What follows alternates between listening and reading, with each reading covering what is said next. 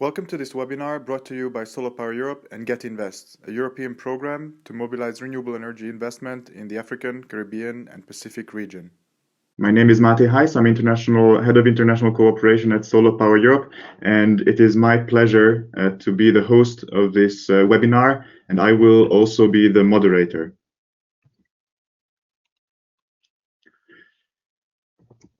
So it is my pleasure to welcome the speakers of this webinar.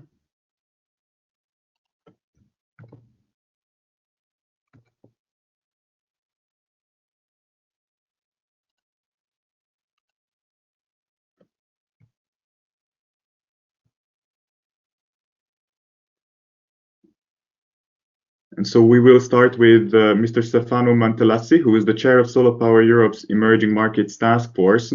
And he is also vice president of Any Energy Solutions, in charge of the company's Africa portfolio, renewable energy development in Africa. And so I think that it is in this role, he is really the best placed person to welcome the participants and to launch this webinar officially. And so Stefano's welcome words will be followed by four country presentations. One on South Africa by Niveshen Govender, who is Chief Operating Officer of the South African PV Industry Association. Then we'll have a country presentation on Mozambique from Ricardo Costa Pereira, the president of the Mozambican Renewable Energy Association, AMER. The next one will be on the situation in Nigeria from Segun Adaju, the president of the Renewable Energy Association of Nigeria, REAN. And last but not least, we will also get an update on the situation in Kenya from Shaleen Wengui, the administrator of the Kenyan Renewable Energy Association, KEREA.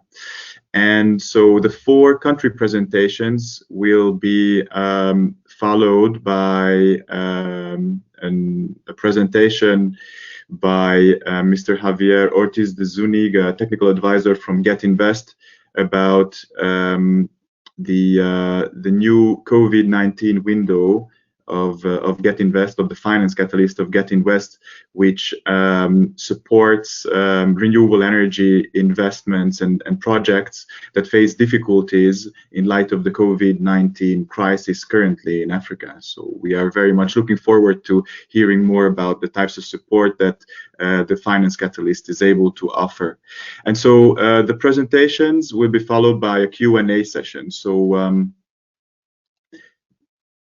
So the participants will have the possibility to ask questions. You can use the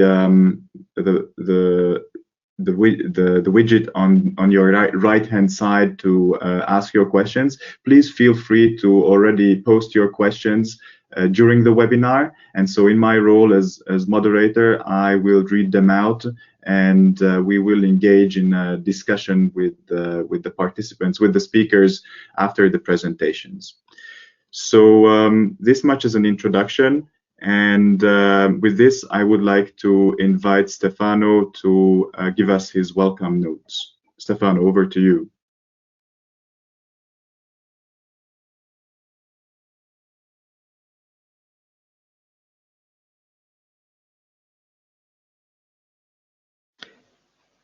Hello. Hello, Stefano. Welcome. Hello. Yes. Okay. Thank you very much, Mate, for the introduction. And good afternoon and welcome to everybody to this webinar organized by SolarPower Europe and GET.invest on the impact of COVID-19 on the African solar sector.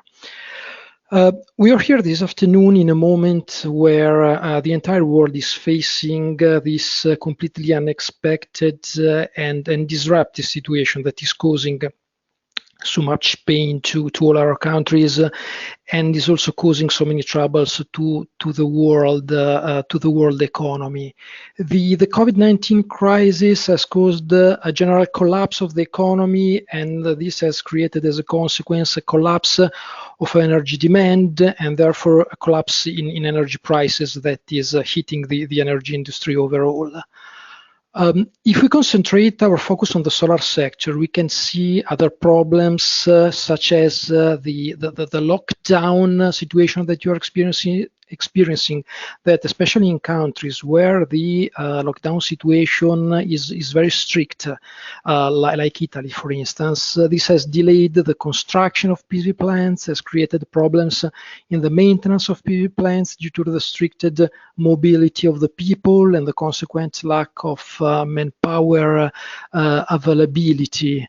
Furthermore, we have experienced problems such as the delayed availability of panels and other equipment due to the shutdown of manufacturing industries.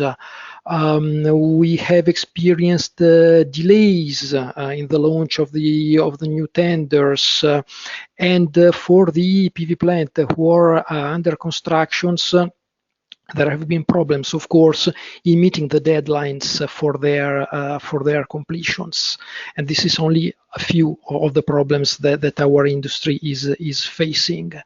Having said that, however, I think that our sector must remain confident in its future growth, because what we have heard from the political world is that it has voiced that the path towards the decarbonization, in which the solar industry is playing and can play a primary role, will not be slowed down by the COVID-19 crisis. On the contrary, we have heard that the renewable energy industry will be one of the sectors that will be used to drive the restart of the economy. And I think that we as a solar industry must be proud of it, and most importantly, we must be ready for it. So in this webinar, we will hear representatives from South Africa, Mozambique, Nigeria, and Kenya, who will share with us their views on the COVID-19 impact on their respective countries. And they will speak mainly on the solar situation in their countries before the COVID, the impact of COVID crisis in terms of financing, tender processing, new policies in the country, and about the measures that have been taken or should be taken to address this crisis. So I thank you again for your participation in this webinar that I'm sure will be very interesting, and I leave the floor to the speakers with their presentations. Thank you very much again. Thank you very much, Stefano, for your welcome words. So with this, I would like to give the word to Niveshen Govender, the Chief Operating Officer of SAPVIA. Niveshen, please tell us about the situation in South Africa. Thank you, Mate, and thank you to SolarPower Europe and GET.invest for organizing this conference and allowing us to speak, giving you the situation here in South Africa. I think as I've been introduced, my name is Niveshen Govender. I'm the Chief Operating Officer of the South African Photovoltaic Industry Association. I'm just trying to get the slides moving, doesn't seem to be.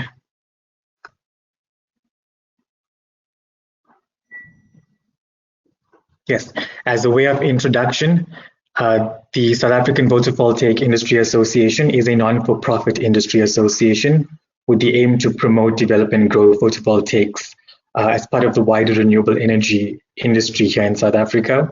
Our aim is to facilitate the creation of a viable solar PV market, and we do this in two ways: one, by becoming the trusted partner to government, and two, by promoting the services and products of our members. Our vision, our mission, and our value statements have not changed over the last 10 years of our existence. We currently represent over 320 companies in the full value chain of solar PV.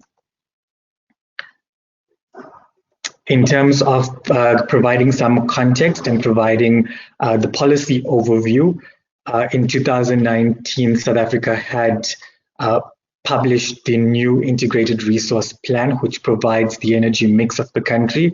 In this plan, we have seen that it is expected for 6 gigawatts of solar PV, utility scale solar PV, to be implemented by 2030. We see an additional 6 gigawatts to be implemented by distributed generation. Prior to this, we have seen and we see currently installed capacities of 2.3 gigawatts of utility scale solar PV already implemented. We have seen a quick rise in distributed generation or embedded generation, accounting for about 1 gigawatt of distributed generation already being installed.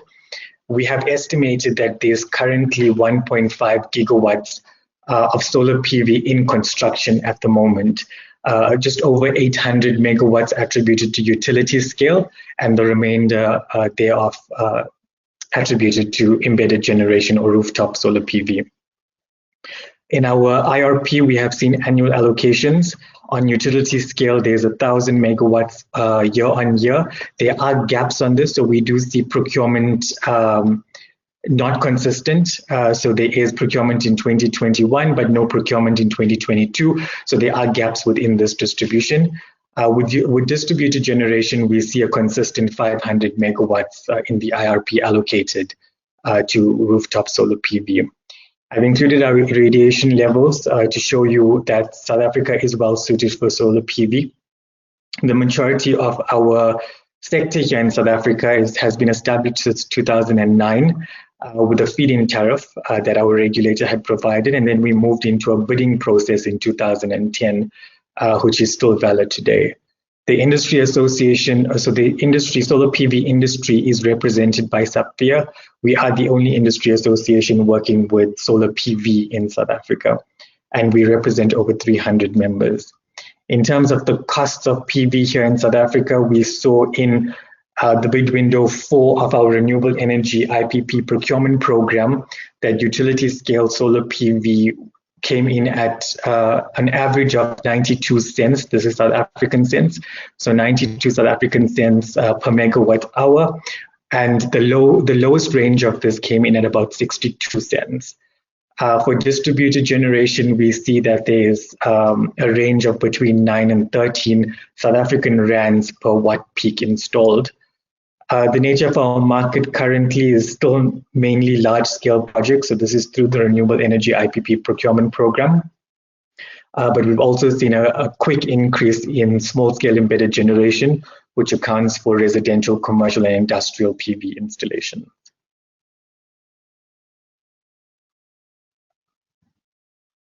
In terms of this presentation, we were asked to provide context of the impact that COVID-19 has had on solar PV in South Africa.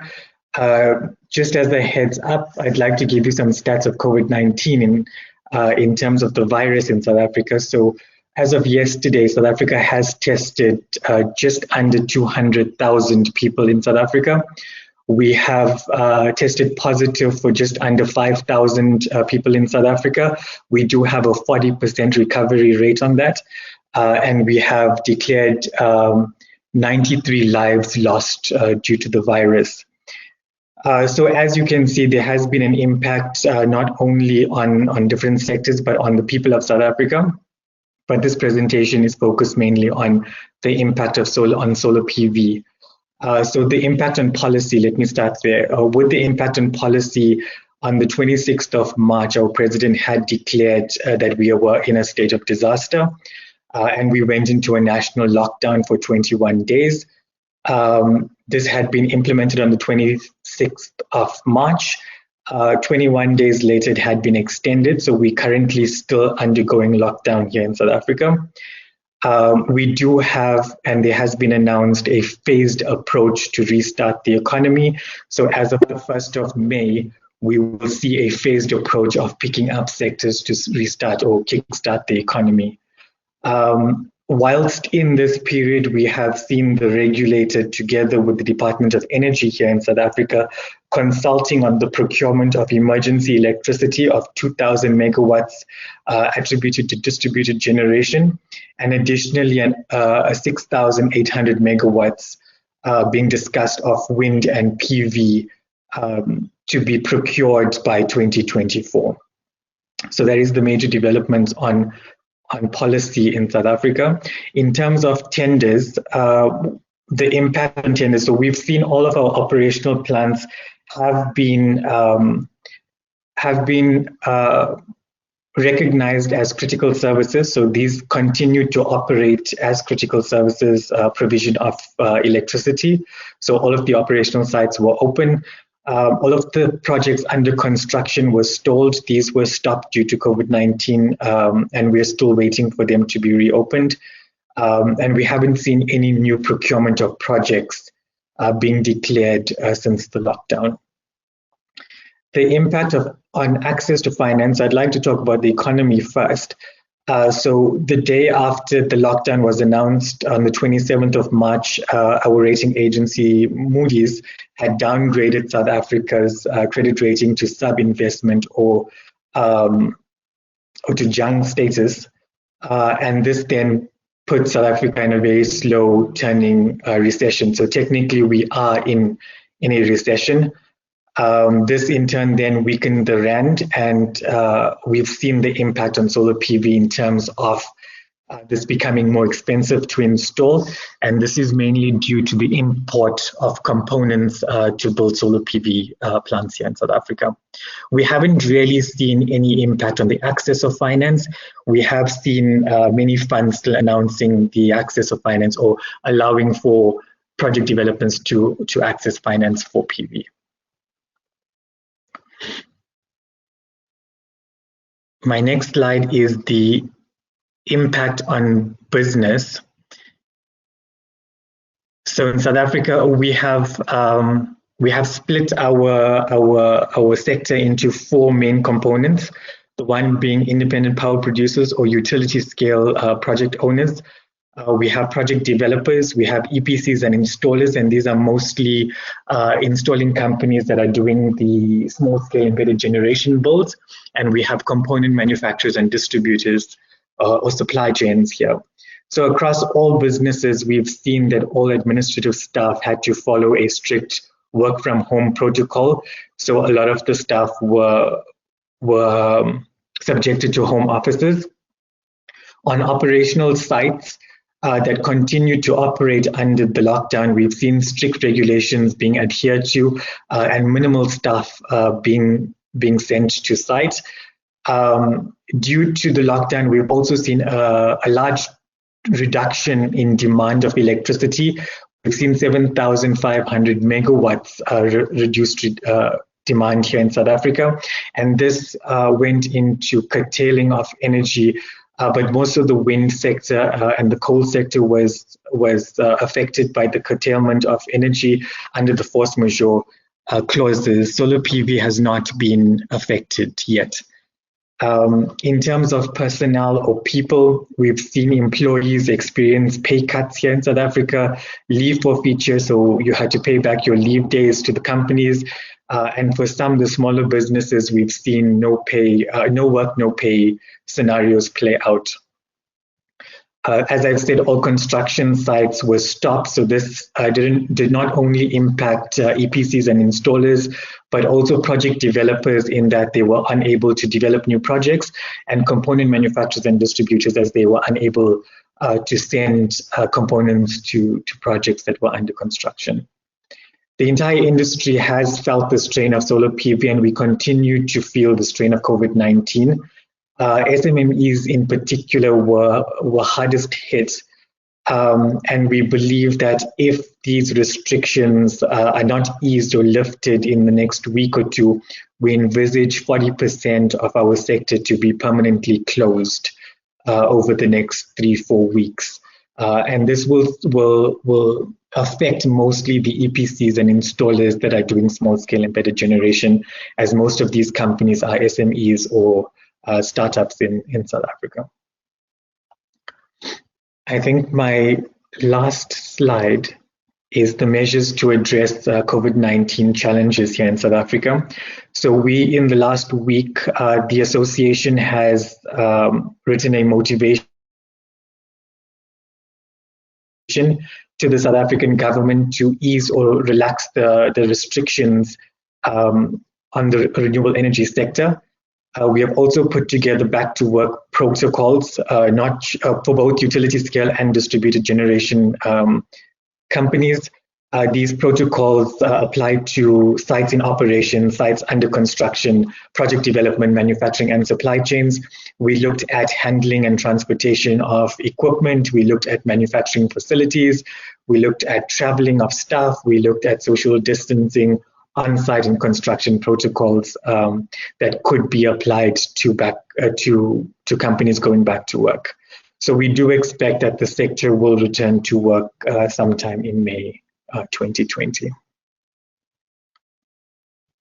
Yes, and I thought I'd end off with this slide. It's a picture I found on our national utilities presentation in 2018, just showing the evolution coming into solar PV. Thank you very much, Niveshen. A great presentation and right on time. So 40% of your industry facing permanent closure, that is really a dire outlook. But it's also good to hear, on the other hand, that your sector and you are doing everything to ease the lockdown, ease the measures, and to convince the government to allow some leeway for the industry. And I really hope that in May and hopefully in early May, your members and your sector will be able to restart operations, of course, in line with safety measures. But also in Europe, our experience is that a big part of construction and O&M can be done in line with the safety measures. So fingers crossed. Thank you very much again, Niveshen, COO of SAPVIA. And so with this, I would like to invite Ricardo Costa Pereira, the president of the Mozambican Renewable Energy Association, AMER, to give us a view from Mozambique. Ricardo, over to you. Hello, everyone. You can hear me? Hi, Ricardo. Yes, we can hear you. Perfect. Thank you very much for this opportunity to be able to speak with a large audience, and specifically at a time like this where we are being asked to come in and try to be as innovative as possible. So thanks a lot for Europe for this platform and GET.invest. So and thanks to Niveshen actually for setting up that talk, because it really puts things into perspective and how countries, and I think on our presentation you will see how even our sector has really been affected by COVID, but it also needs to take into that this is a global problem. So it really depends on how countries are responding. So similarly to the colleagues, I have also prepared a presentation. Is it moving? It's not moving. Okay, there we go. So on the impacts, as we were asked, and I will give you a brief overview of what AMER is, and then I will speak obviously on the impact of COVID-19. So AMER is an association dedicated to the promotion of renewable energy. We cover all sectors, so not only solar. I don't know how many of the attendees are familiar with the market in Mozambique, but the renewable energy market is quite incipient, let's say. So the idea, when we had the idea of creating a renewable energy association, we understood that it would be best to cover all sectors. The biggest objectives of the association are obviously to represent the private sector and associates as a common voice, to promote the various technologies and sustainable development that is being achieved through these technologies.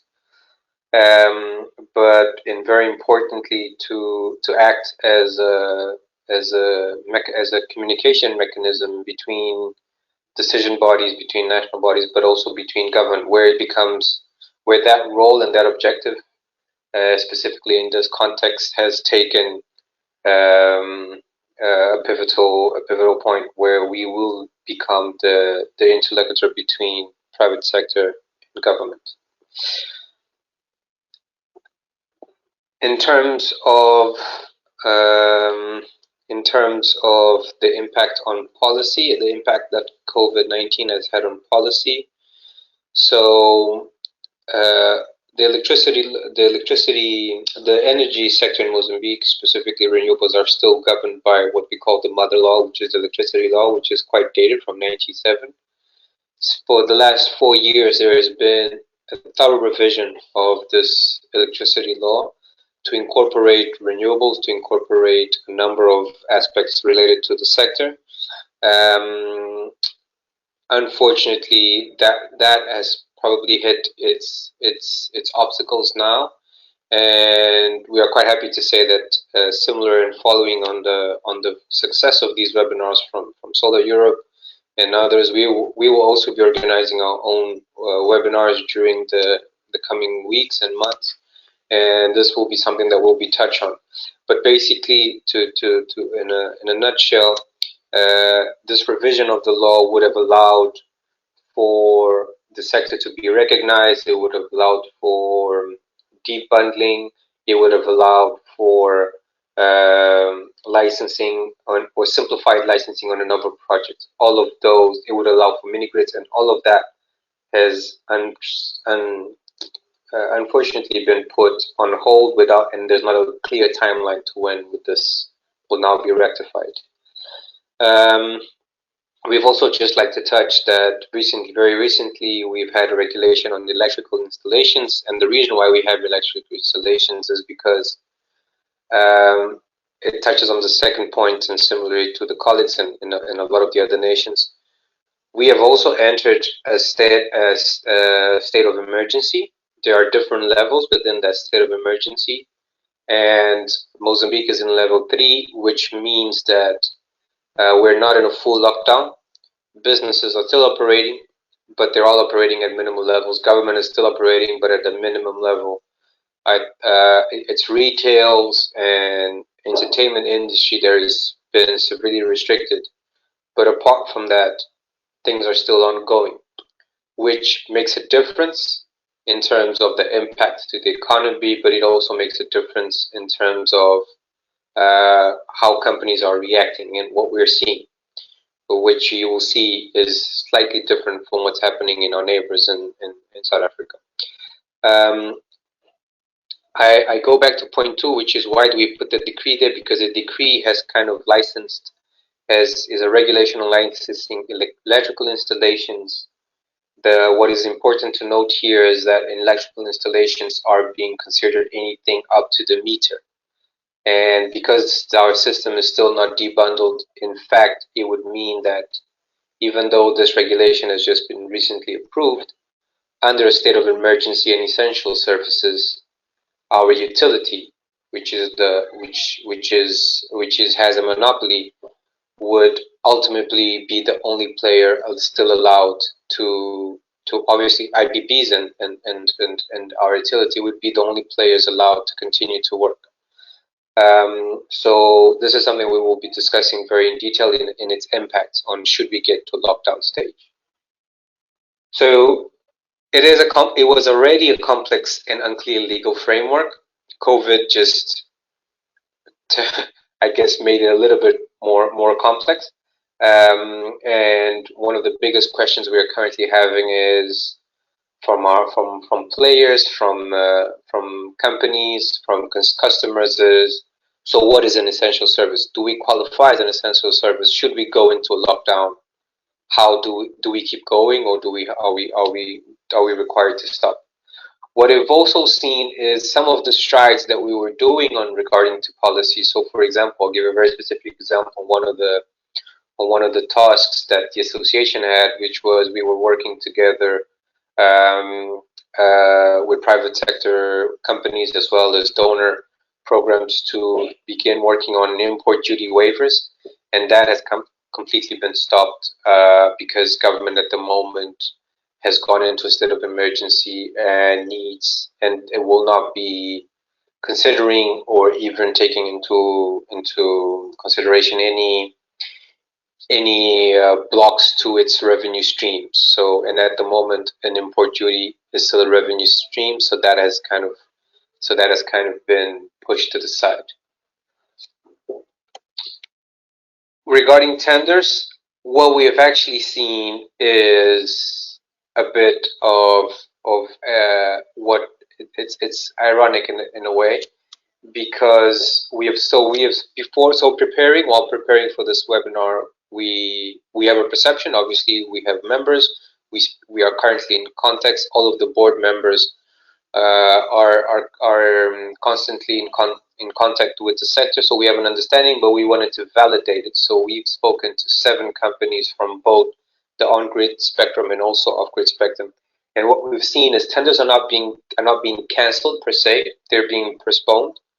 But there have been cases for both on-grid and off-grid where companies have actually reported an increase in opportunities coming from internally, so from private sector. We know that there's been a delay on government tenders, but on private tenders there's been a rise, and also international tenders. And we assume this is because these institutions are kind of just preparing their pipeline.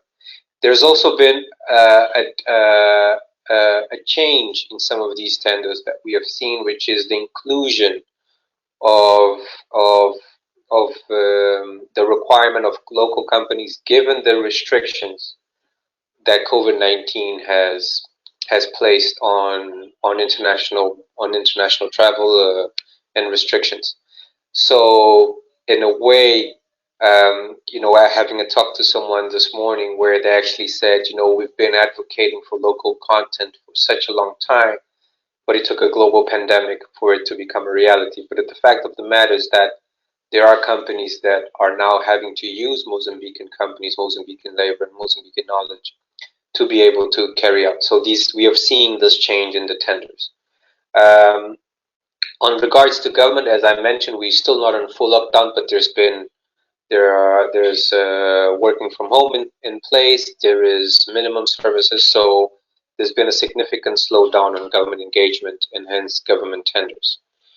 Government-led, specifically on the on-grid, government-led tender procurement processes that were being established, such as ProLair and GetFit Mozambique. We have reached out. We have been told that the program in itself are still on track, so there hasn't been a pushed aside.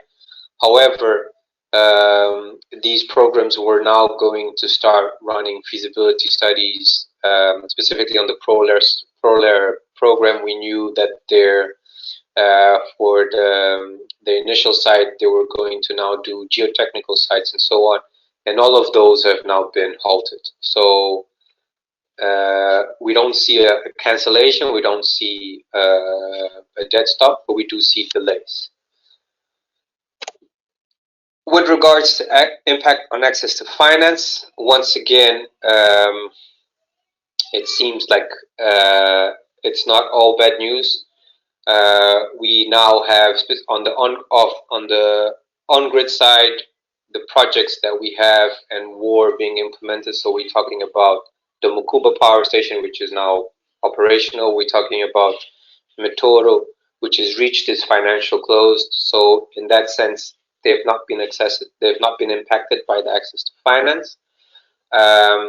The current available donor programs, when we're talking Brilho, Beyond the Grid, and Pro Energia and others, World Bank programs in Mozambique, we have not seen a communicating a loss of appetite, nor have the procurement processes been halted, which in fact does send a positive message. Having said that, the caveat here is that we recognize that these programs, these government and DFI program, have long-term funding cycles. So, and we are still looking at COVID-19 as a short to medium-term impact, and therefore they feel that these programs could sustain the downturn in the business cycle. The biggest impact at the moment, again, is it would be on a delay of pre-feasibility studies, once again, in specifically those that require site visits. Those are normally needed for banks, multilateral agencies, and so on to consider your project. Those have been halted. what we've also spoken to project developers is, and the disclaimer here is that they do not know if it was completely related to COVID-19 or not, but they have seen an increase in the last month, an increase from multilateral agencies as well as from banks on projects. And this morning I had a chat with the CEO of the Neoen and Matora project, and he mentioned to me something quite interesting, which was the local banks, which one would expect to say, our lending rates are now off, we really need to be cautious. We're actually approaching and saying, how can we help? How can we support? So in terms of the impact of access to finance, I would say it's actually what we've seen in Mozambique, that there's actually been an increase. For the off-grid sector, we've also seen mitigation mechanisms such as a relief fund, and there's one specifically for COVID-19 being done by CDC, Govender, Responsibility, and a number of other actors. So in fact, we are seeing a response to what would be an impact on access to finances, and that in Mozambique has not been an issue so far.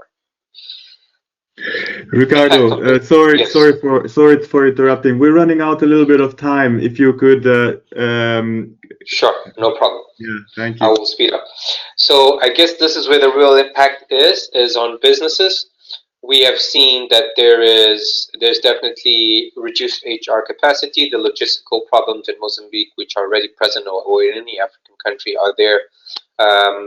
Are still further increased because there have been blocks on regional travel, and companies specifically on the off-grid sector would estimate they can sustain themselves for about another 2 months before running into financial problems. So there's a real impact on businesses. It hasn't been. What I want to say here is, Mozambique is the odd case out, and this is maybe where we need to take consideration. There are 76 cases in Mozambique. There have been 0 deaths, and there have been only 12 people recovered. This has meant that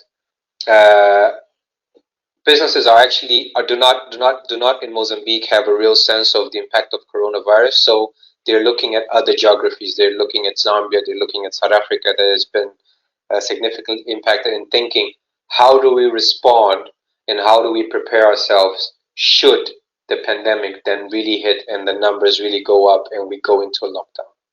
So that's where the businesses are in Mozambique. They've had, let's say, the privilege of being in a position where they can look around to their neighbors, they can look around to the situations in other countries and start putting in mechanisms. So last slide, which is how do we address? So there's definitely, we will definitely need, the challenges being posed is that there's needed clarification on the legal framework. There's going to be loss of revenue. So how do we deal with that? There's going to be significant and severe delays on project development and the HR capacity. On the outlook, so basically summing up what we've said, the impact of COVID-19 is still very small, so it's hence too early to say what the outlook will be. But companies are taking lessons. They are looking at what's happening in other countries. Solar home systems are looking at how do we actually put our product out there. They've seen increase in sales, which is amazing, but they've also recognized that they may go into default. So how do we put the mechanisms in there so that 2 or 3 months from now, when the country does go into lockdown, we're not in a default position? And that's it. And then our very proposition on our side is definitely to initiate this discussion with government. We are following what the new Renewable Energy Association in Nigeria has done, and we're looking to communicate with government and ensure that should the lockdown come into place, solar home systems, solar businesses, and energy providers are seen as essential services, so they can continue. And we will be doing a number of webinars as well as doing a survey of the sector. Mate, I think that's it. Thank you very much, Ricardo. Thanks a lot for this great and detailed overview presentation from Mozambique. And actually, it's really interesting to hear that COVID-19 is transforming the way, also the way you're working with financing institutions. But I won't speak now. We will have to discuss this in the Q&A session afterwards. But I will hand it over directly to Segun Adaju, the president of REAN. Segun, please tell us about Nigeria.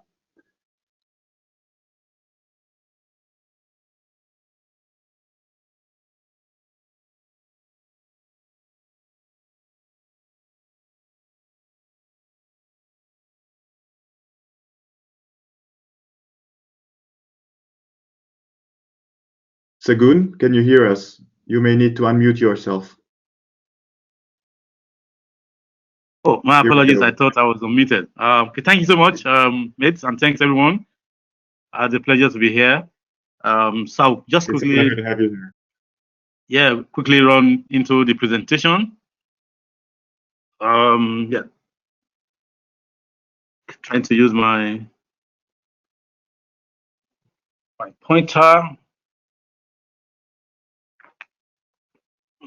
Sorry. Okay, so let me just continue to introduce the association. REAN was formed in year 2016.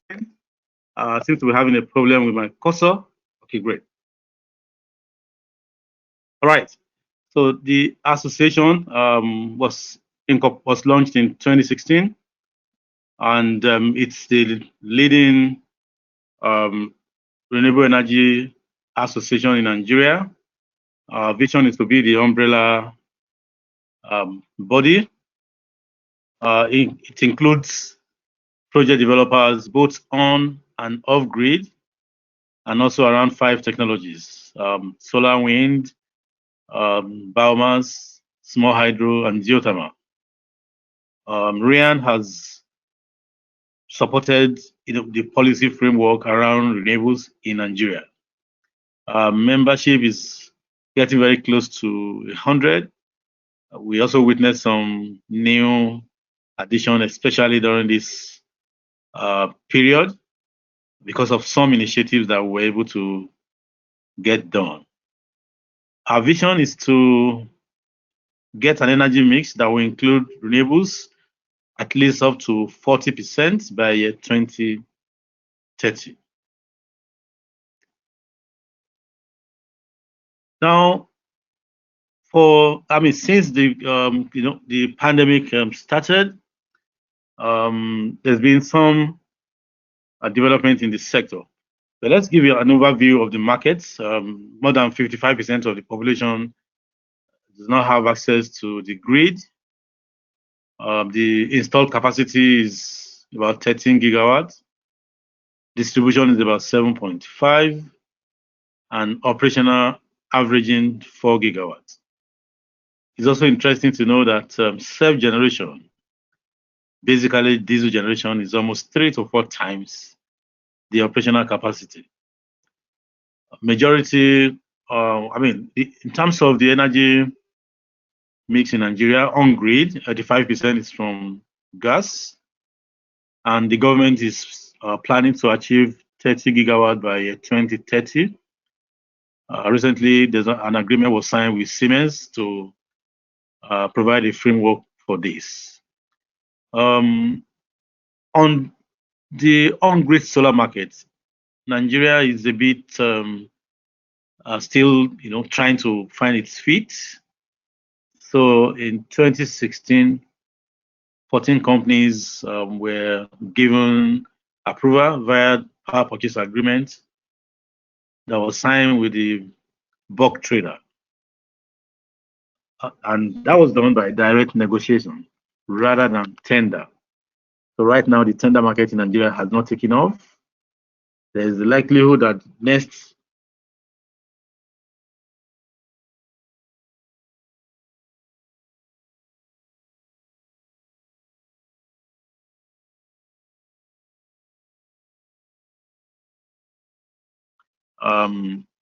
and nothing has, not much has happened with these 14 companies. None has achieved financial close, and for many reasons.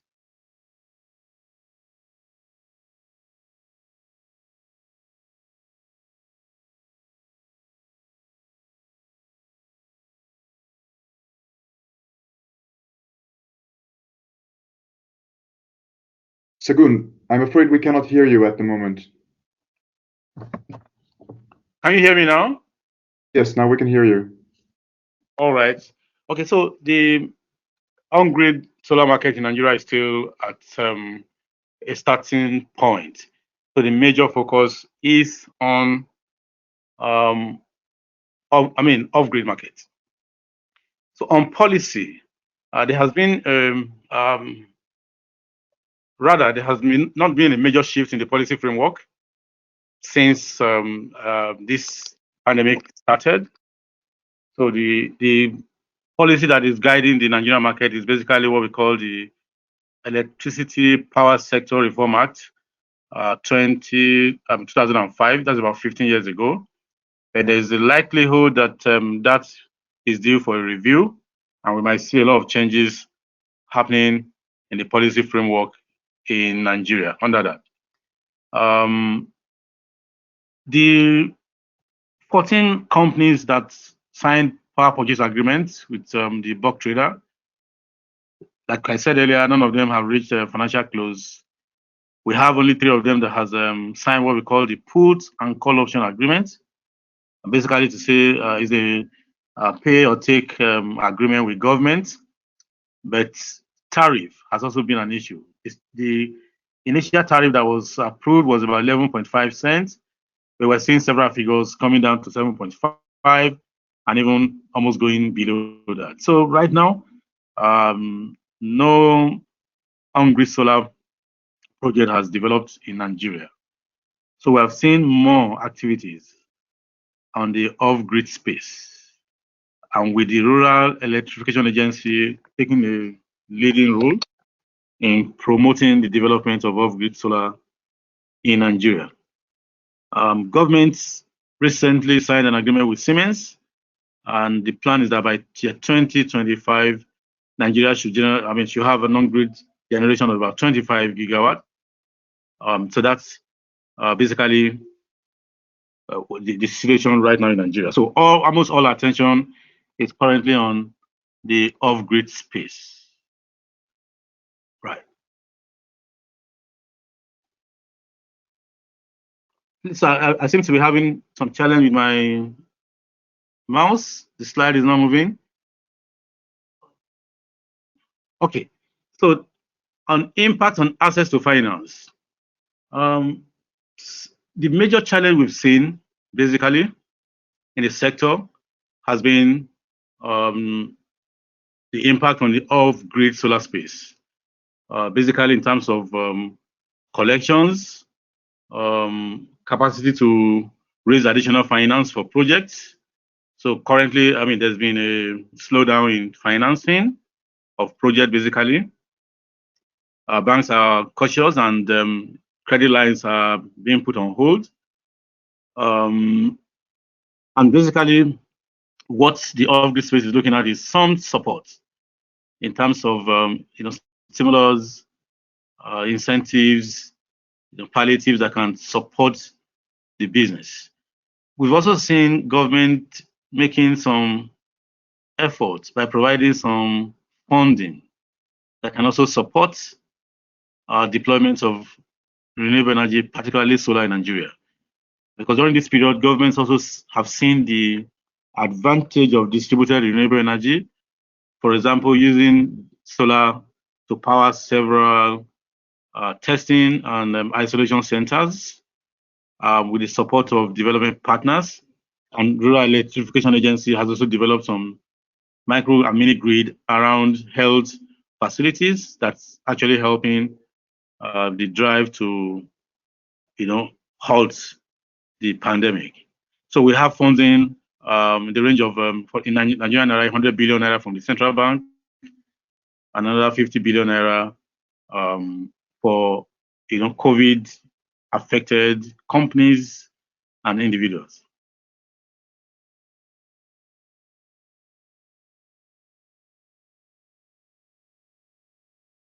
Impact on businesses. The Renewable Energy Association of Nigeria was able to, get renewable energy companies listed as essential service, companies. So, for example, in Lagos, which is the hotspot of the pandemic. Members of the Renewable Energy Association of Nigeria, in collaboration with Gogla, was able to get exemption.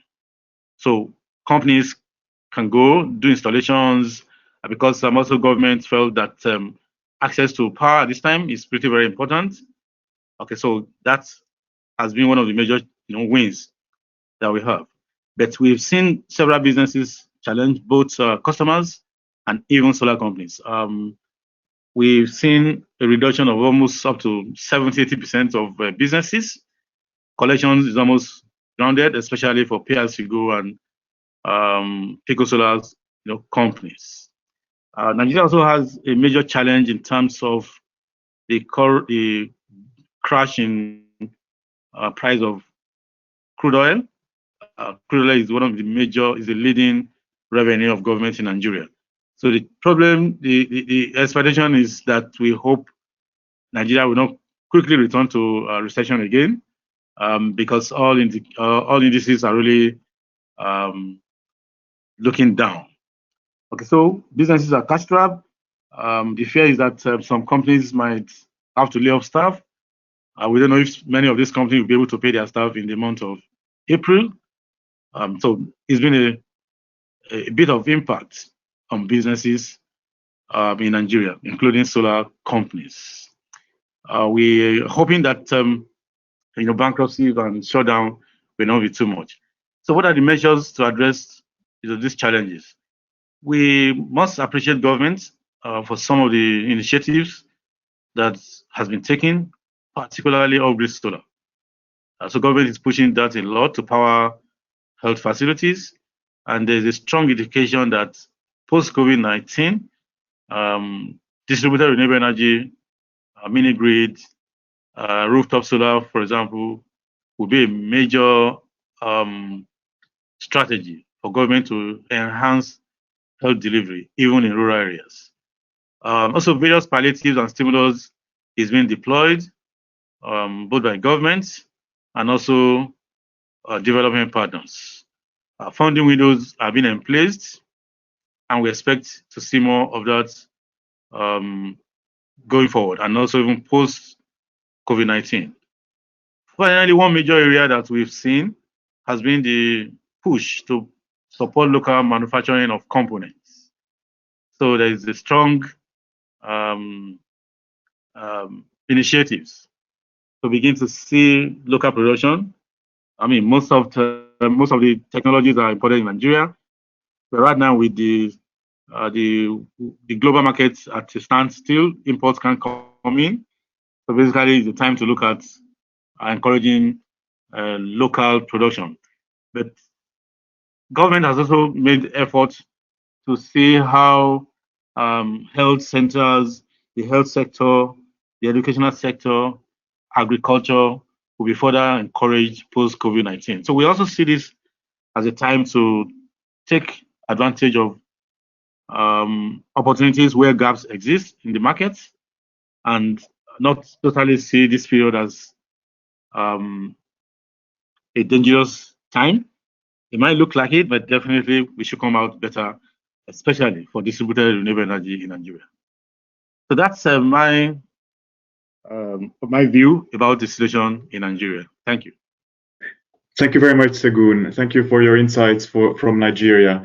And so with this, without losing much time, I would like to hand it over directly to Shaleen Wengui, the administrator of the Kenyan Renewable Energy Association. And I would just like to remark that since we have very detailed presentations from all countries, we will likely extend the webinar by 15 minutes to 4:30 Central European time, so that we have sufficient time for questions and answers. So I would already like to encourage the participants to pose their questions in written form using the application on your right-hand side. So Shaleen, welcome, and over to you.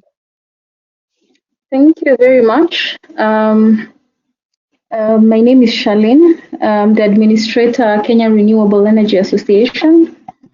I'd like to go straight to my presentation.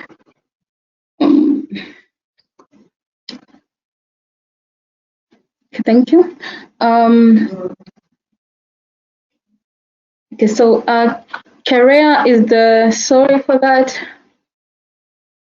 So KEREA is the umbrella body. Kenya Renewable Energy Association is the umbrella body for the renewable energy sector in Kenya.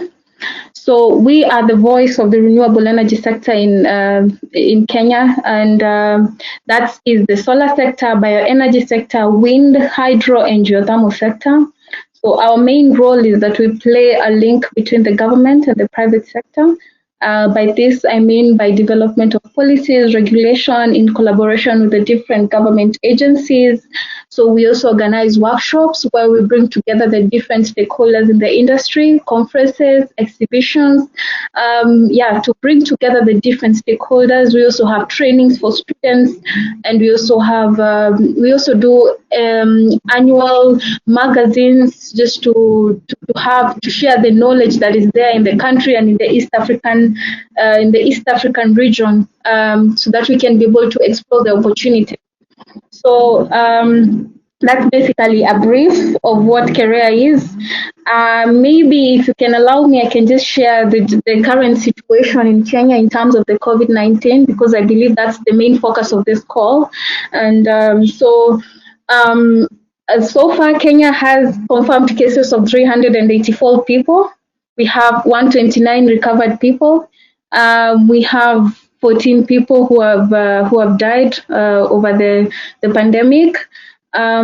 So basically, that's the statistics in Kenya. So in that, we've been able to previously, before COVID-19, just to talk a brief about the market overview. In Kenya, I would say solar and wind occupy almost 1% of the energy mix to supply to the main grid. So we still have a long way to go. So I think we can just go to the next slide. In terms of the impact of on policy during this period, Kenya is currently facing a county lockdown, not county. So by this I mean being Nairobi, for example, Nairobi, we can't move from the different regions, the different counties in Nairobi. So if you're in Nairobi, you just stay within the county. If you're in a different place like Mombasa, you can move from Mombasa to a different area. So immediately when the president announced about this lockdown, I think we had to take the measures immediately. So we wrote, as an association, we wrote a letter to the Ministry of Energy requesting that we are considered as an essential service, especially because our main customers are in the rural areas, and some of the main offices are in the capital city, Nairobi. So that letter was indeed successful. And so some of the areas that were considered as essential were the independent power producers, the solar home system companies, and the mini-grid companies. And within those categories, the call centers, the after-sales centers, the technical teams, and the control centers would be allowed to operate past the curfew hours. So definitely they should observe the safety measures as provided for by the Ministry of Health. So for county-to-county transportation of essential goods is also limited to authorized persons. So by this is where we've come to understand that that for every person, for every company that is willing to trade from county to county, you actually need an authorization from the Ministry of Interior. So by this, you also need a support letter from KEREA so that you can actually move from county to county. So if someone is not a recognized company operating in the off-grid sector, so that becomes a challenge for them to transact. So that has actually been observed as a current trend that has actually happened during this COVID-19 period. Next slide.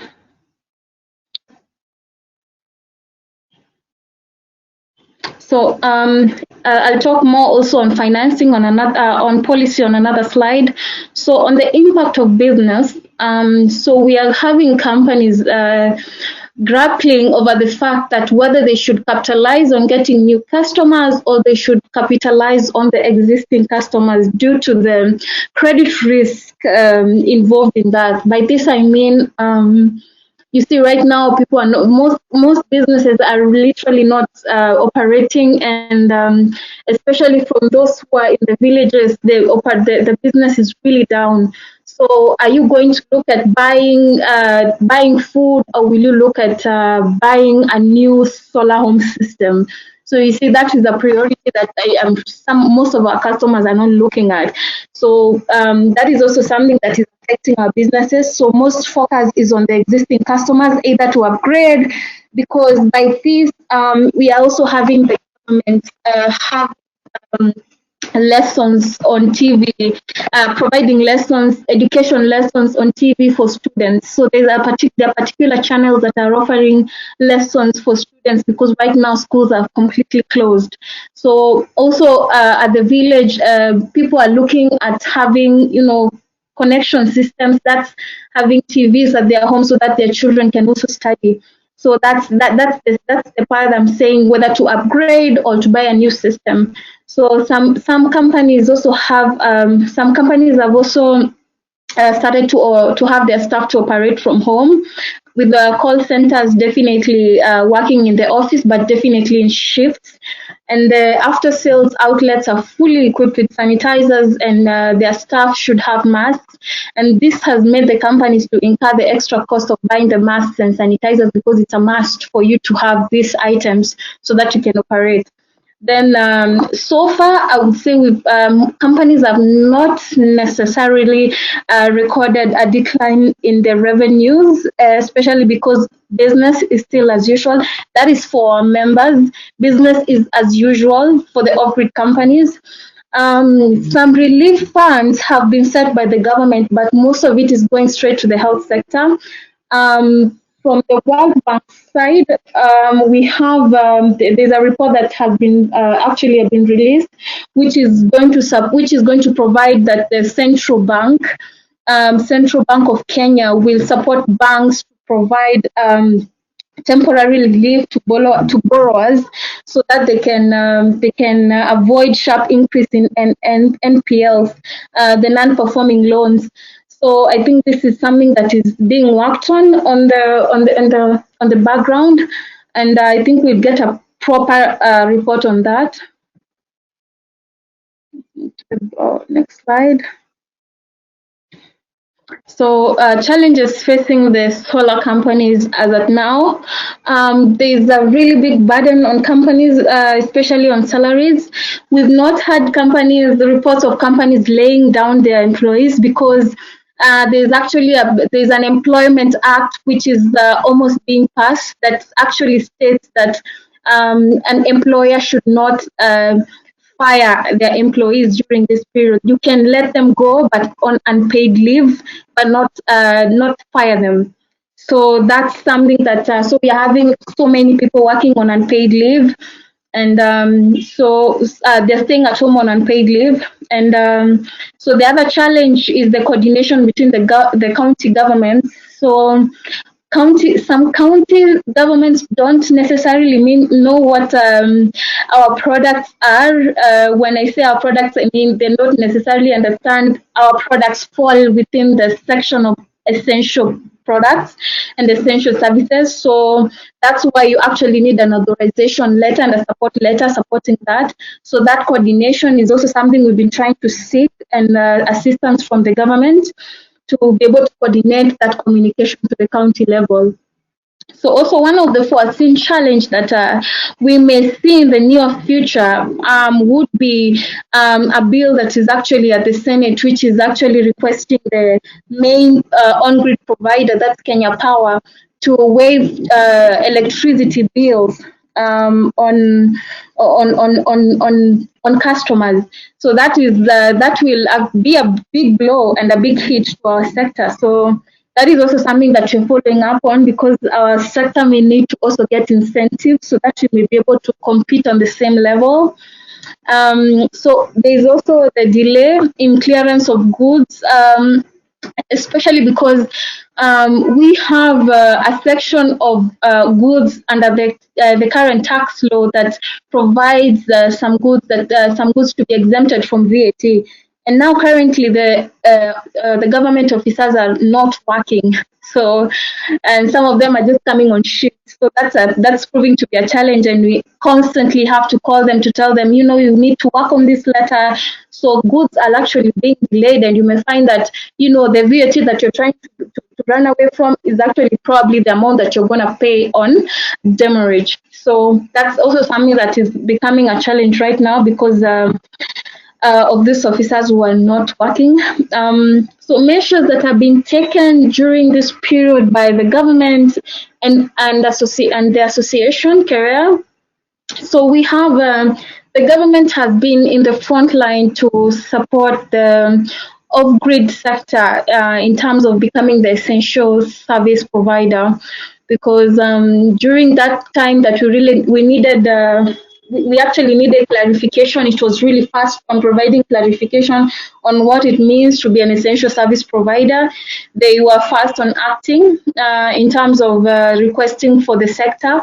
So I think we've received so much support in terms of, we've also had conversations on how, I'm on that point, on how we can work together to find areas of intervention in terms of financial support, whether international and local, because we've had investors are really not coming. Sorry, I jumped to that point before the other one, but they interlinked. So KEREA was also able to reach out. Another intervention by the association and the government is also that we were able to reach out to the Parliamentary Energy Committee with regard to the new tax law, which necessarily is there to caution the economy during this period. To provide that solar products still to continue enjoying the VAT exemptions, which was something which was to be deleted, because right now there are very few areas that the government is gaining revenue from, considering the fact that the petroleum industry is really going down.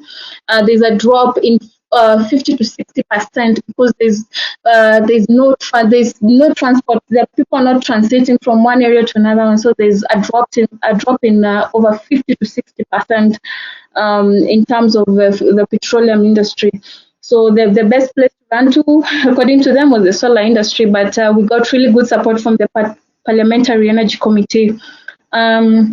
So we've also had a collaboration between the umbrella body for the private sector in Kenya. It's called KEPSA, where we've set up a call center. So this is a 24-hour call center. So in case companies they need immediate action, probably at night or during the day, this is an immediate call center where they get assistance and interventions. I think. I'm done for my slide. Thank you very much. I'm done for now. Thank you very much, Shaleen, for this. Thank you very much for this great overview presentation from Kenya, Shaleen, and also the measures taken in Kenya. Really interesting. So we've seen in these 4 presentations that there are different problems in these 4 different countries in Africa that deal with solar power, and so problems related to supply, demand, curtailment, access to financing, currency devaluation. Constructions are becoming impossible due to the lockdown situation. So GET.invest and GET.invest Finance Catalyst is just setting up a COVID-19 window to help project developers to deal with these challenges related to COVID in Africa. So Javier, technical advisor at GET.invest, who's also in charge of the Finance Catalyst, will give us an overview. Javier, over to you. Yes, thank you, Matej. My pleasure to be here again this afternoon, talking to you from Brussels today, where we continue, unfortunately, in lockdown for the time being. But despite the lockdown, we are kept very busy nonetheless, as the national associations have been expressing. There is a lot of challenges being faced by the different market segments all across sub-Saharan Africa at the moment. Yeah, there's high concerns. The impact is great if you look at all the different business models. So that has kept us up very busy, because we've been working on around the clock the last couple of weeks to come up with this new Finance Catalyst COVID-19 window. For those who did not make it to the previous webinar, I was on the 8th of April. It was on financing solar IPPs and CNI in Africa, which I did give a brief overview of the GET.invest and its Finance Catalyst advisory facility. I will screen through that again very shortly. Let me see if I can just move my slides. So I'll start off with GET.invest, what it is. So GET.invest is a European program that aims at mobilizing investments in decentralized renewables. It supports both private sector businesses and project developers, financiers, and regulators in building sustainable energy markets. In doing so, we are contributing directly to SDGs, in particular to SDG 7, as well as the climate change objectives of the Paris Agenda, the famous NDCs, the nationally determined contributions. The program was launched in early 2019. It was building on its predecessor, the Africa-EU Renewable Energy Cooperation Program, while further now streamlining our advisory portfolio and extending our services globally. GET.invest is hosted on a multi-donor platform called GET Pro, and it's implemented by GIZ, which is the International Agency for Cooperation in Germany. And we work on delivering on priority initiatives of the European Union and its member states, and we're specifically supported by the European Union through the European Commission, the Germany, Sweden, the Netherlands, and Austria. So what is the GET.invest Finance Catalyst? I'll give you a quick run through at a glance of what the facility looks like. And basically, it's a facility that has already been up and running for the last 3 or 4 years. So we were in a pretty good position as a TA instrument to intervene in this COVID crisis because we already had the team, the tools, the know-how as to be able to head the different market segments where we intervene. No? So really, the Finance Catalyst is at the heart of pipeline development support that we offer to the market. It really is the gearbox between the market and the financing instruments out there. We receive and select projects through what we call a level playing field process and support them through highly qualified and experienced professionals, which is composed of a team of 30 advisors at the moment. Our advisors are based across almost the entire world, well, mainly in Sub-Saharan Africa, Caribbean, and Europe. And these advisors really act as coaches or honest broker advisors. What honest broker advisory means is that we are not married to anyone. So we're not married to any specific financier out there, financial instrument. We're not a dedicated project preparation facility. Rather the contrary, we really try and offer the best possible advice only in the interest of the clients that we support. No? Our end objective is that the quality of the projects or companies that we support is improved, and that financiers accept our clients in their financing pipeline. And that is what our key performance indicator, it's AFI, so accepted by financiers intake. So the application process, how does it work? The application, maybe I'm not gonna go too much into the detail, but it's an application process that works in a level playing field. As I said before, we have an apply here button on our website, which will give you a direct link to which I will show you the direct link at the end of the presentation. But you really can see here there's a direct link on the slide in front of you to that apply here button. So there you can basically view already the eligibility criteria that we have for support, which I will go over through afterwards as well. The GET.invest Finance Catalyst support is available to all applicants that meet these criteria. So for the COVID window, I will explain later on as well, we have an additional set of criteria, but if you don't meet the criteria for the COVID, which is a fast track window, so to speak, you can always apply to the regular window, which has a somewhat softer criteria. Even if you're facing COVID challenges, that window, the regular support window, will also be able to support you with COVID challenges. So we work with application rounds of approximately 3 weeks each. Our next round is closing on the 27th of May. The one thereafter starts right on the next day and closes 3 weeks after that. The reason is that we work in rounds is just so that we can get organized. We can organize ourselves better. But basically, the facility is open for business 365 days a year, 24/7. So we can intake applications all year round.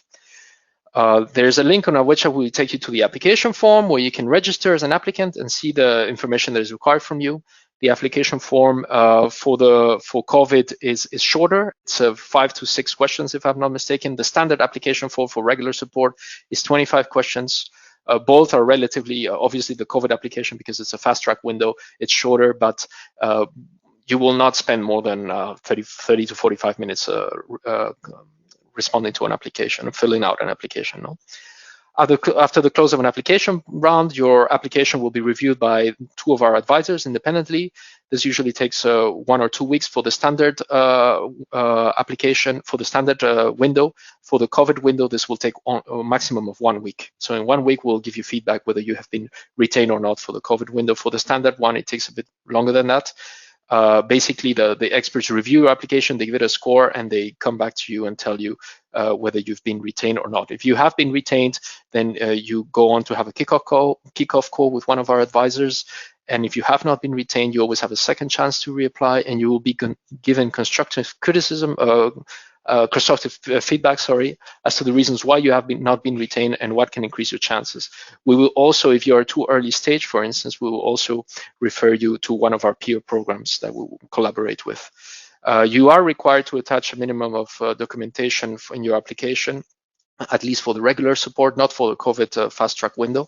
And that is things like a financial model or a standard pitch deck. What is our scope in GET.invest? So we cover both electricity and non-electricity. In electricity, we cover small IPPs, so anything up to 50 megawatts, from 0.5 to 50 megawatts. CNI sector. In the off-grid space, we cover mini-grids, solar home systems, and solar lighting lanterns. Non-electricity, that refers to cooking, clean cooking, and energy efficiency. Our geographic scope is sub-Saharan Africa, so not all of Africa, sub-Saharan Africa. And now we've recently started in the Caribbean, and we are now preparing also the Pacific region. So I'll move on to the next slide. This is basically an overview of our track record in the last year. So as you can see, it's really a snapshot of the current situation. We have received over 550 applications so far. We have 140 clients in our portfolio in various stages of developments, and more than 30 projects have been taken up by financiers so far. So more than 30 AFIs, what we call as AFIs. We are currently supporting around 60 to 70 projects broken down by business models. IPP solar, as you can see, remains one of the largest beneficiaries per market segments that we serve. On the right of the screen, you can see a pie chart which depicts a geographic distribution of our client locations. As you can see, we intervene quite a bit in LDCs where the enabling environment is perhaps not so easy. There's more hardship conditions where doing business is, at the end of the day, not that easy. No? This is where the facility can be most relevant given our know-how. Nonetheless, we can also add value in renewable energy markets that are a bit more mature, typically not LDCs. However, an outlet such as ours would make much more sense in markets that are on a full, not on a full rollout, where doing large or even sometimes small business is not in the order of the day. No? So no need for us to intervene the markets there where things are on the rollout and things are working well. There are other commercial advisory firms that are well positioned to do that. So as you've probably been seeing circulating around, we have a few surveys that have been carried out. We also carried out our own survey. We did that amongst our existing clientele to capture and understand how COVID was really impacting and our clients and the challenges that these were facing, but also to understand the needs. The results cannot really be extrapolated to the market that we serve, but it gives us more or less an indication of what's going on, and it confirms what the national associations have been presenting earlier on. No? Just to mention that we had a good distribution of respondents across different business models, market segments, if you will, that we serve. Most of the respondents were located in sub-Saharan Africa, especially in Eastern Africa. Some of the highlights that came out are recapped in this very nice infographic that you see in front of you. Most respondents indicated significant disruption almost immediately or in the next 6 months.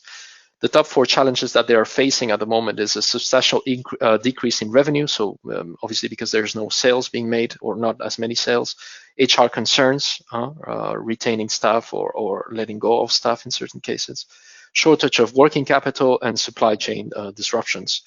The top TA needs identified is access to relief funds, which was mentioned earlier, financial forecasting support, so in order to ensure business continuity, so business continuity planning, support with business models, and government lobbying. This does not imply that we can do all these, we can support all these TA needs. For instance, government lobbying is not something that we're actively doing in GET.invest. As a matter of fact, not actively, we don't do it at all. But we work with peer programs that do have this sort of TA instruments in place in order to do that. No. So top financing needs, as you can see on the upper right screen, that was mostly grants or convertible loans. Move on to the next one. Yes, so basically this is the new COVID-19 window that we've put in place. Very important to note that our regular, our core, what we call our regular support line is still up and running and is also oriented to applicants that are suffering from COVID. If those applicants do not meet the fast track COVID-19 window criteria, they will be directed to the regular window, right? So this COVID-19 window is now live since more or less a week. The COVID-19 window, as I said, is part of GET.invest Finance Catalyst. It's also served by the same team of seasoned advisors that I mentioned earlier. The difference is here that GET.invest has opened this fast track window to support the companies tackling COVID-19 effects on their businesses. So successful applicants discuss their situation with an advisor and together assess which type of support they will need in regards to financing, and that is necessary to mitigate the impacts of the pandemic on their business or the project. To ensure good coordination and quality advisory, our team is in close contact with both international and national associations, but also with financiers, and we participate quite actively to the COVID-19 sector task forces or working groups that have been set up. We're also quite in close contact with the COVID-19 relief fund that is currently being set up, as a matter of fact. Applicants who do not meet this criteria, again, for the specific fast-track COVID-19 window, may still be eligible for support through the GET.invest Finance Catalyst core business, which remains open for support to those that meet the regular criteria. I will go over the eligibility criteria in a bit. So what type of support do we offer? So anything, there's 4 levels of support: investment strategy, structuring support, access to finance support, and transaction support. Investment strategy, that is really strategic, bird's eye view advice on how to deal with a crisis. If I can move on to the next slide. There we go. So as I was saying, this bird's eye view advice on how to deal with a crisis. That's some examples of the topics that we could cover. There is analyze current financing structure, analyze jointly with you the current operational financial situation, the cash flow, the funding, give you strategic advice on the financial sustainability of your business or your project. No? Structuring support, this is advisory on how to structure and, if necessary, restructure the project or the company in terms of business model, management, and financial models. Here we can offer you things such as assistance with reviewing the business planning in light of the financial consequences of COVID, in-company COVID-19 response project management, in particular staff retention or layoff. And we can help you with financial remodeling support. So we do financial modeling, but we can also help you with financial remodeling support to inform adjustments taking into account the COVID-19 situation. The access to finance support, this really means support to identify appropriate and available financing sources and their modalities.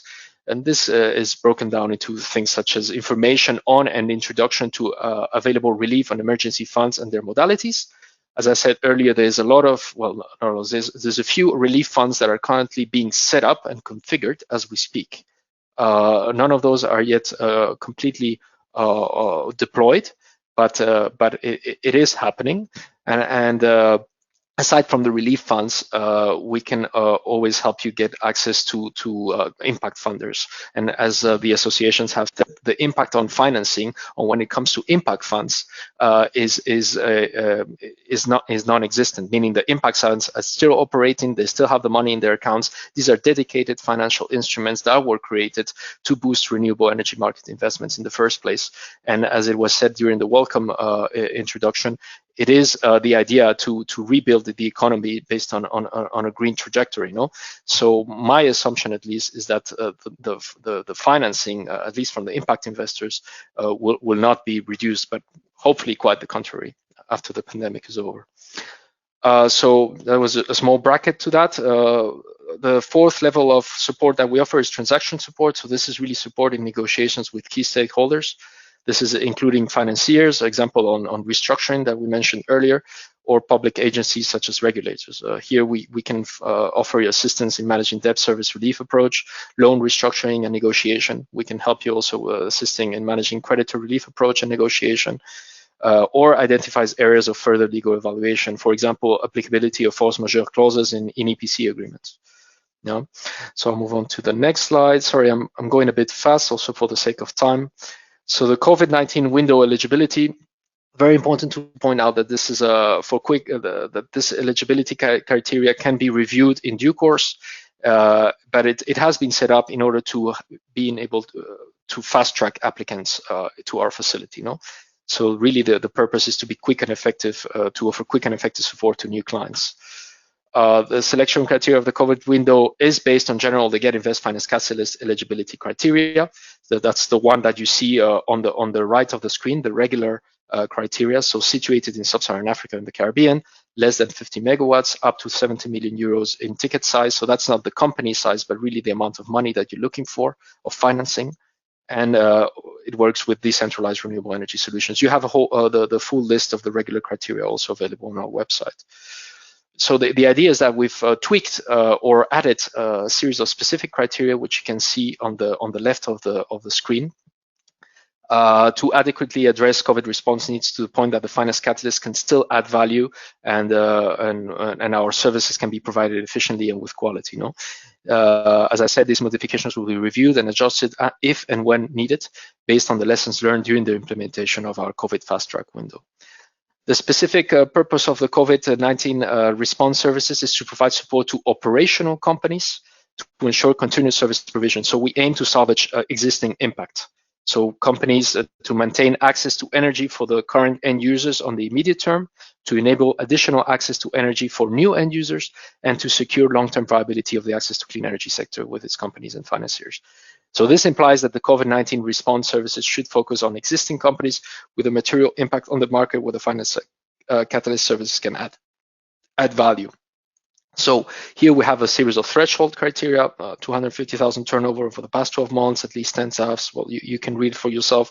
Another important one is reference from investors or financiers. So it has to be referred by a financier. If you do not meet this specific criteria for the fast track window, we always have, again, the regular window open that you can apply with if you meet the regular criteria, which, as I said earlier, it's a bit softer criteria, but it will take a little bit more time for us to get back to you, but we will still be able to help you out, even with COVID-related issues.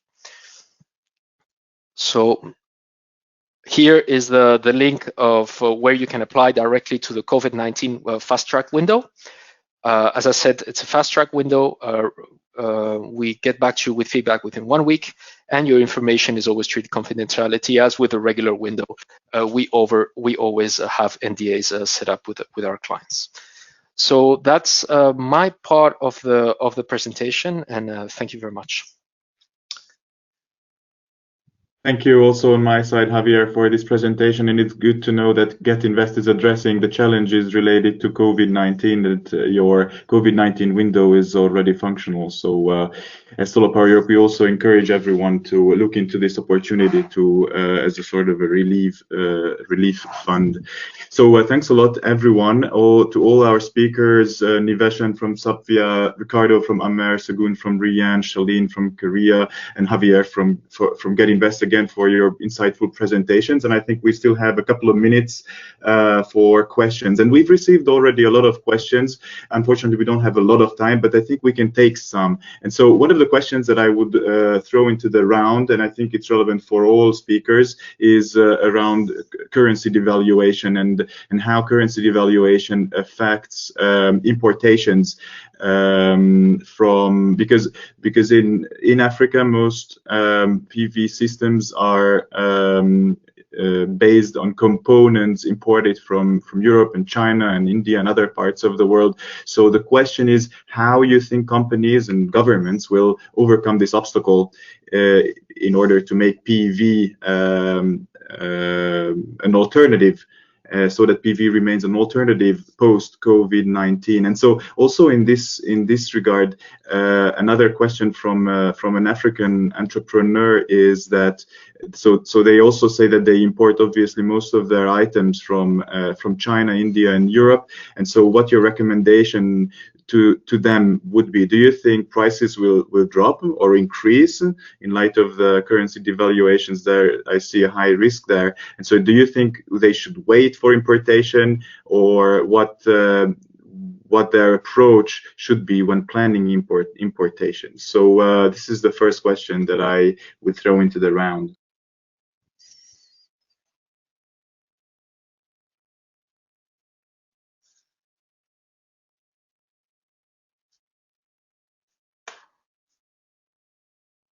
Niveshen, Ricardo, Segun, Shaleen, any thoughts on this? Okay, maybe I can go to Ricardo from AMER.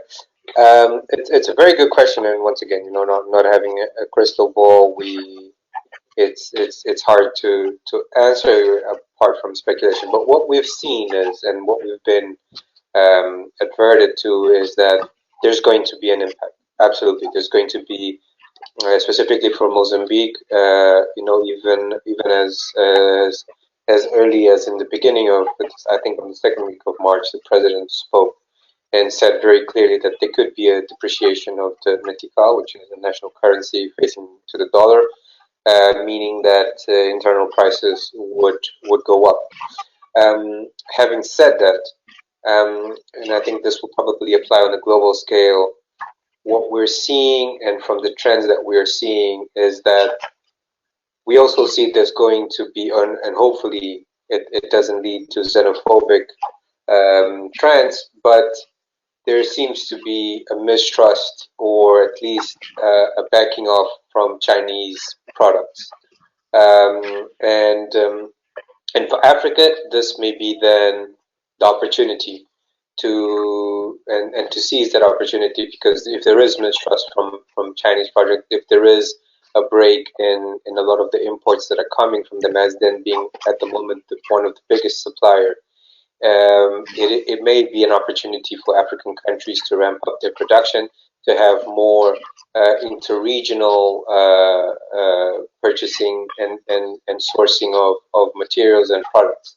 So in my perspective, it really, again, not having a crystal ball, we don't know, but it is, of course, I think, an unprecedented time, and it applies for the various sectors, not only the energy sector, but the agricultural sector, and so on, where Africa could really position itself the way Asia has positioned itself on a manufacturing side, and really divert some of that mistrust that will come to its own attention. Thanks a lot, Ricardo. Do we have any insights or opinions about this from South Africa, Nigeria, or Kenya? Thanks, Mate. It's Niveshen from Okay. Yeah, I think just a couple of points is that, one, we have seen the rand falling over the last few weeks. So we've seen the increase in PV costs up about 30 to 35%. That's one. Two, we see that our ports are still open for imports. So we did note a number of distributors bringing in components from the likes of China and India and the European countries. So our ports are open to that. And then thirdly, I think we are also looking at the opportunities of how we ramp up local content manufacturing here in South Africa. If I may also add, this is Segun from Nigeria. Right. I think it is the very right time for Africa to also begin to look at building capacity in terms of local manufacturing. This situation has made it very compelling, and I think Nigeria is towing that direction. So there are some funding opportunities that government has made available. So begin local manufacturing that will support both the health, the agriculture, and the energy space. So really, I totally agree that this is the time for Africa to build capacity in terms of local content in the energy space. Maybe I can just also talk about the movement of goods. Also, we have in Kenya that cargo is still moving. We have the Kenya Airways, the airline that serves Kenya, transporting only cargo to the different countries. That's exports to other countries. So in terms of export business, that's moving. For manufacturing, we've realized that there's a lot of capacity in Kenya. For example, we have universities coming up with innovations to even produce ventilators and all those masks. They're being produced locally. They're not actually being imported. So I think for African countries, we've now come up with ways to be able to do our own manufacturing. And this is one of the things that we would say as Africans, this has actually opened our minds and, just enabled us to know that there's actually local capacity in the country. Okay, thank you very much, and I understand. And so the second set of questions that we've identified in the questions asked by the participants is also related to the effect of COVID-19 on the economy, and so in particular on the impact on local businesses. So the question is whether you see any specific trends in terms of how domestic companies, SMEs mainly, are affected, and whether they are more vulnerable than international companies and less resilient to this situation. And so basically the question is, what types of local companies, what part of the value chain is, in your opinion, the most vulnerable and will be the most impacted by COVID-19? And talking about this, another related question is, what measures, in your opinion, local companies should take to increase their resilience in the future?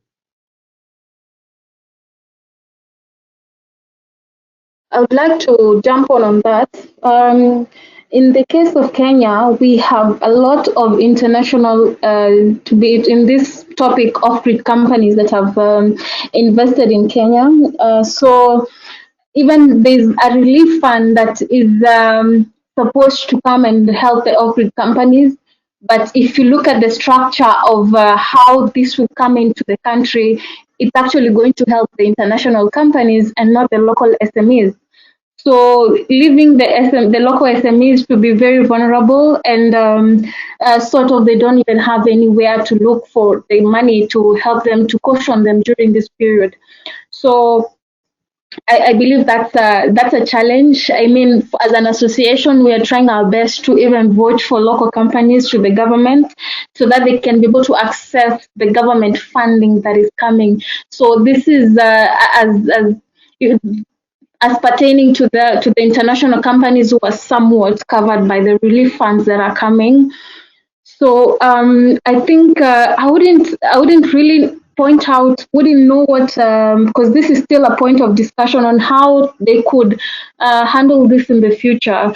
But in this situation, we are looking for ways on how to actually vote for these companies to the government so that they could be able to receive this funding, because most companies have actually just let their employees go with unpaid leave, and so they cannot literally support their employees at all. So this is a challenge that has actually come up, and I believe as an association it's actually hitting us more because we need to find ways to support them.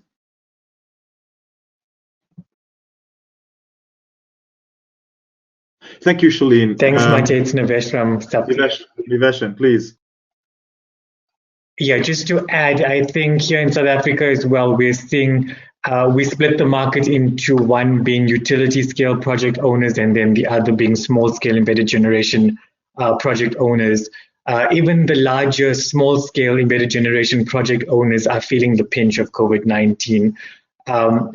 As I've said in my presentation, we we have assumed that almost 40% of that market segment will permanently close if these restrictions are not lifted. A lot of our motivation is supporting the startups and the SMEs, especially in the small-scale embedded generation space. With regards to the utility scale, a lot of those project owners have projects that are operational, so that those operational projects are still running and there is revenue streams coming in. Whereas when you look at small-scale embedded generation, these are sales of systems. And if you haven't been able, in South Africa, haven't been able to sell a system or install a system in the last 4 or 5 weeks, there is zero income or zero revenue coming through to the company. So a lot of these companies are finding it very difficult to find their footing. Unfortunately, looking forward into the future, if I had my crystal ball and could look forward into that future, I feel that South Africa is going into the recession. A lot of businesses, landowners will not be looking at small-scale embedded generation as they would have before COVID-19. So much of our market segment will close down anyways. Just that the economy will not pick up fast enough to adhere for them. Thank you, Niveshen. Any final words from Ricardo or Segun? Yeah, so I agree. I mean, small businesses, especially startups in Nigeria, local companies might be more affected. The solar space is also at the nascent stage, between less than 5 years. So you see more of companies that have not achieved Series A funding. So we expect, most likely, more impact will happen on that space. Of course, it's a global issue. It will also affect foreign international companies, but more impact might likely be felt by local companies. So we're hoping that, for example, Windows, like GET.invest, might just have a second look at local companies and see how they can be supported, because they actually are more in numbers, and also they are the last mile of the distribution chain. Thank you very much, Segun. So with this, I would like to thank all our speakers for attending today's webinar and accepting our invitation to speak and to give us an overview of the situation in your countries. And also thank GET.invest for their support to this webinar, and in particular Javier for speaking and for talking about the COVID-19 window. And so I would just like to flag our upcoming webinar on COVID-19 and operating solar power plants, challenges and opportunities, which will take place next Thursday on the 7th of May. And yeah, we took a little bit longer, but I think this was a very insightful webinar, and looking forward to more webinars together with GET.invest and as part of our Shine on Digital series. So thank you again, everyone, and have a nice rest of the day.